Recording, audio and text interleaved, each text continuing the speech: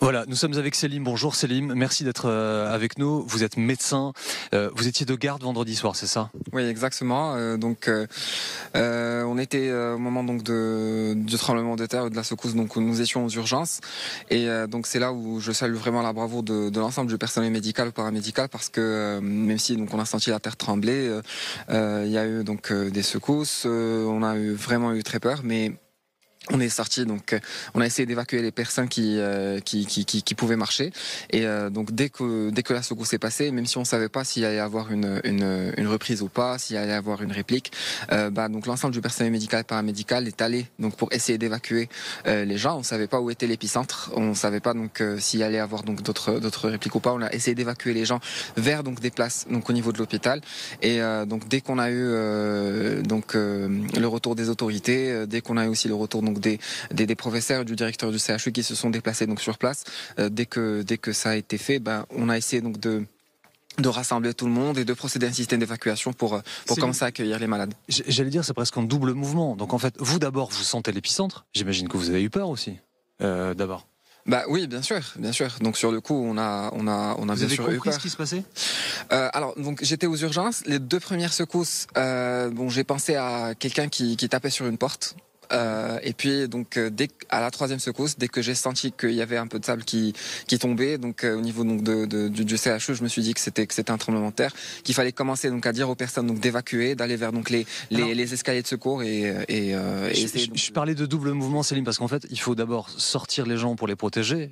Et ensuite, on va y revenir. Il faut accueillir tous les gens qui vont venir. Donc, comment vous avez fait d'abord? Faire un tri de patients, ceux qui peuvent sortir? Comment est-ce que vous avez géré les cas les plus complexes, ceux qui sont en risque vital?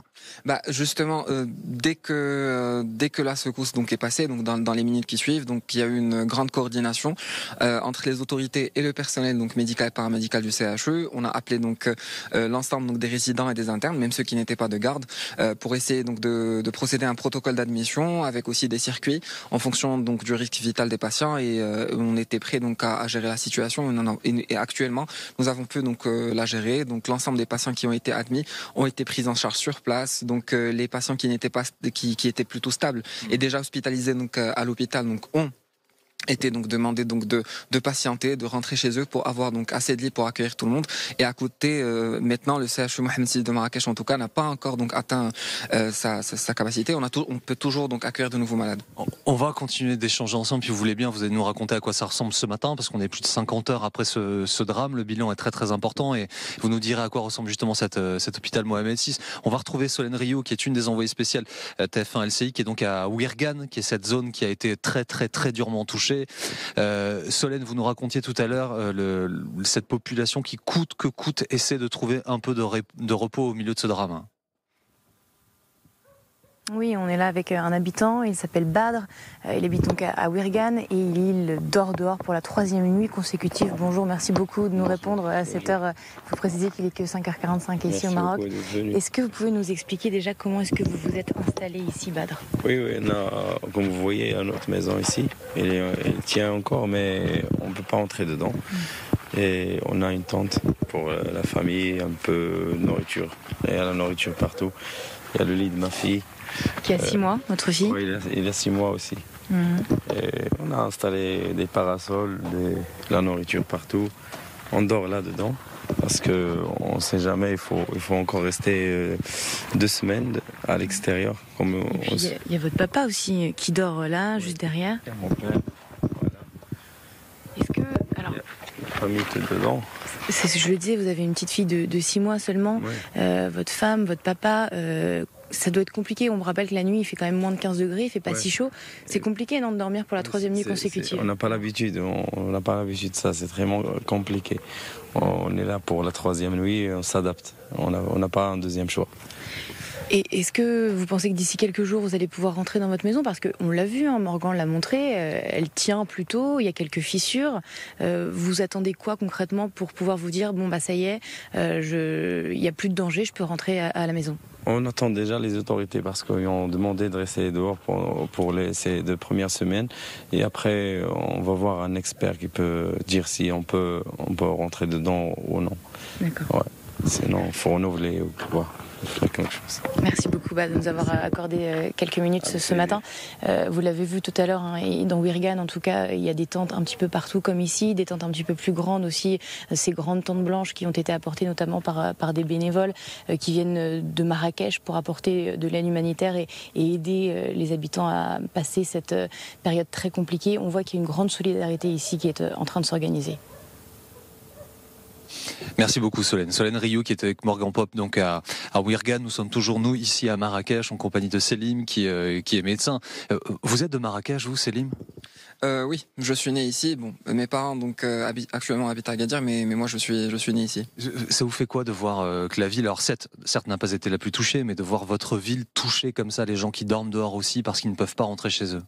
Je vais vous dire la vérité, en tant que médecin, depuis vendredi, on a mis une pierre sur notre cœur. On n'essaie pas trop d'y penser, on n'essaie pas trop d'être émotionnel parce que c'est pas, pour l'instant encore, c'est pas le moment d'être émotionnel et on n'a pas encore eu de recul pour réaliser ça. Je vais vous dire la vérité, on est toujours concentré à sauver le plus de monde, donc à être sûr que tout le monde est en sécurité et en vie pour ceux malheureusement qui sont morts donc de Inna lillahi wa inna ilayhi raji'un.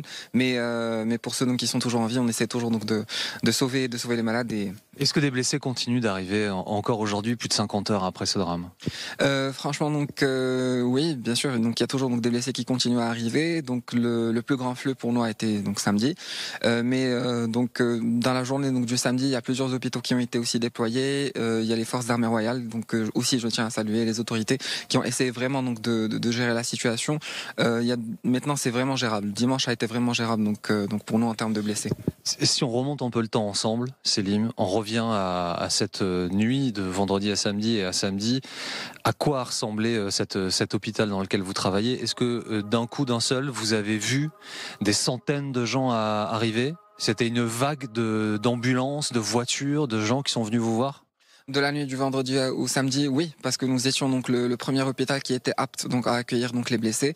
C'est vrai qu'il y a eu vraiment donc un afflux massif de personnes, surtout donc de la ville de Marrakech et des environs, parce que donc on attendait bien sûr l'arrivée donc aussi des patients qui venaient donc à côté de l'épicentre, à côté donc d'Irli.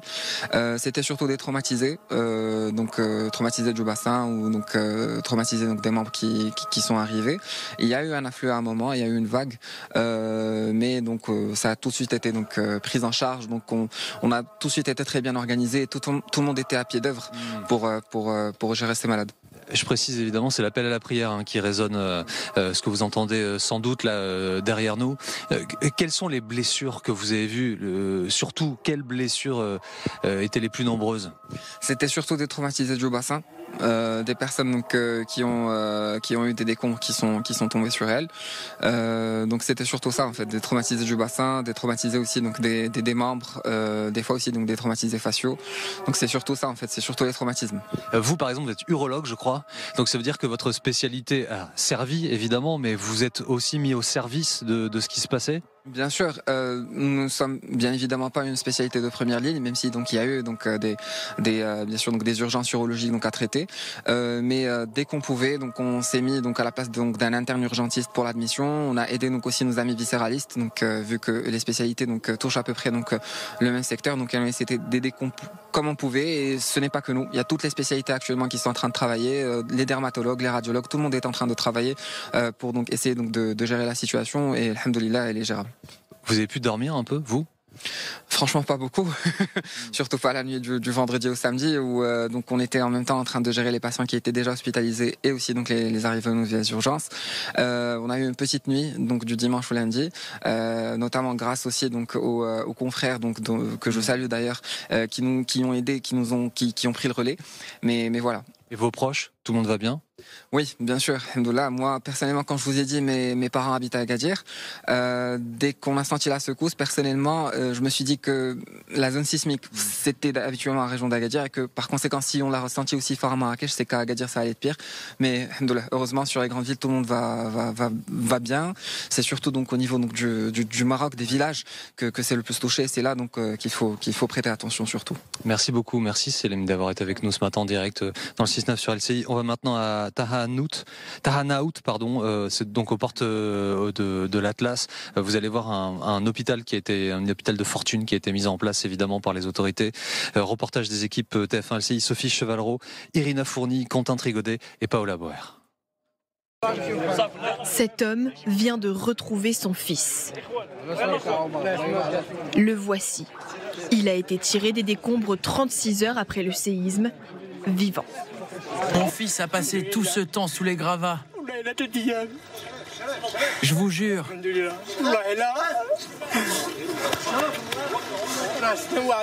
On a vécu l'enfer. Il était sous 3 étages. Pendant tout ce temps. Merci à Dieu. Les ambulances arrivent les unes après les autres dans la cour de l'hôpital de Tahanaout. Les survivants du tremblement de terre sont pris en charge sous ces tentes. L'hôpital n'est pas assez grand.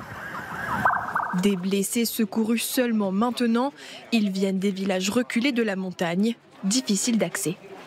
C'est surtout les fractures de membres, des fractures ouvertes, des fractures déplacées, des traumatismes crâniens. Ça n'arrête pas, tout le monde fait le maximum de son effort, ça n'arrête pas et ça nécessite encore du renfort et du renfort. Des victimes, parfois très jeunes. Plus de 200 personnes prises en charge sous ces tentes sur la seule journée de dimanche. Venez par là. Au milieu de la foule, l'inquiétude grandit chez certains. C'est le fils de ma voisine. On la cherche. Elle va être transférée à l'hôpital Mohamed VI. Allez, c'est parti. L'entrée de l'hôpital ne désemplit pas non plus. Des familles qui attendent des nouvelles de leurs proches. Des heures interminables. Voilà, comme vous venez de le voir à l'instant, les équipes TF1 LCI sont mobilisées pour vous raconter au plus près ce qui se passe ici au Maroc. 56 heures après ce terrible séisme, 2122 morts, 2400 blessés, 4 Français au nombre des victimes et une course contre la montre qui se poursuit pour tenter de retrouver des survivants. Nous allons revenir ici en direct de Marrakech avec nos invités, toutes les équipes sur le terrain bien évidemment. J'en profite également pour vous rappeler qu'un élan de solidarité, vous le savez, est lancé partout dans le monde pour aider la population marocaine. Vous voyez s'afficher les coordonnées des sites, des associations sur lesquelles vous pouvez vous connecter pour vous aussi participer à cet effort.